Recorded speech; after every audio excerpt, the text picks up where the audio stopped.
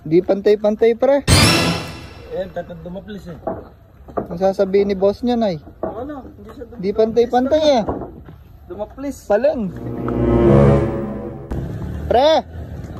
Mga pre! Tapos na ba? Eh.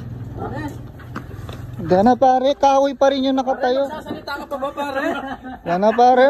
Pare, magmerienda ka muna pare. Pare? Tunida na pare. Pare! Ganyan pa rin. 2 linggo na nakakalipas eh. Okay na dito boss, ako yung nagbabantay ng ano eh. Pare, yan na yung pinaka-trabaho. Dahil na Nag-ubos ng oras. Nag-ubos lang kaming oras eh. naglalaro lang yata ako eh. Break time no. Ilang minutes ba? 10 minutes ba? Break time na, di ba? Gana pare. Pero matibay naman no. Lulod to yung Ano pare? 2 linggo na yan ah. Tignan mo pre, ang pinakamagandang nagawa ni Marlon dito kasi siya nag-ano. Walang ano, pasapo. Kaya pag umapak ka dyan pare, nagbabounce yan. Pare, wala pa siyang pako pare. Ayan. Dana tinipid nyo pa mo sa ano sa kahoy. Dana pare, tingnan nyo, di pa pantay yung kahoy ay. Di pantay ay. Sino bang engineer na dito pre? Marlon. Ayan na, si engineer. Marlon pare. Muntikan na siyang dumit niya. Di pantay eh. Muntikan na siyang dumit. Eh pare, pantay yan. Paningin mo lang hindi, tanggalin mo yung salamin mo, makikita mo yan. Ayun, tingnan mo naman, makikita mo rito ay. Di, natural lang yan kasi matabang yung halo eh. Matabang halo na ta? Tinipid nyo kasi sa bakal eh. Oh. Minus to 1 ba to?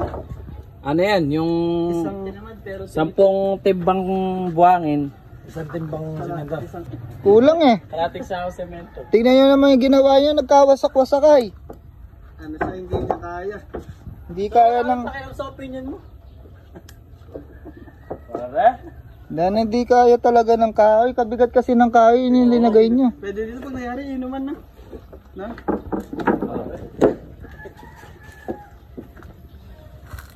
Di pantay-pantay pre. Ayan, tatang dumaplis eh. Ang sasabihin ni boss niya, Nay. Ano? Hindi siya Di pantay-pantay eh. dumaplis. Palang. Dumaplis eh.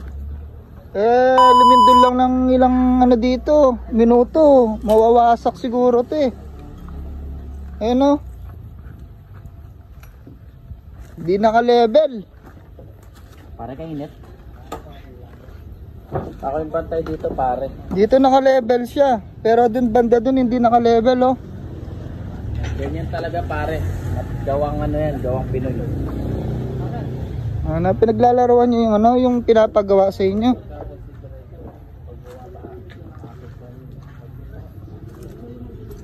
Oh, di pantay ay.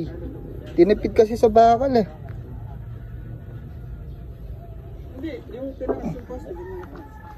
Kasi pati natin. Boss. Boss, magkano pa sahod mo sa mga trabador mo, bossing? Da, pinapacheck nga ni boss to eh.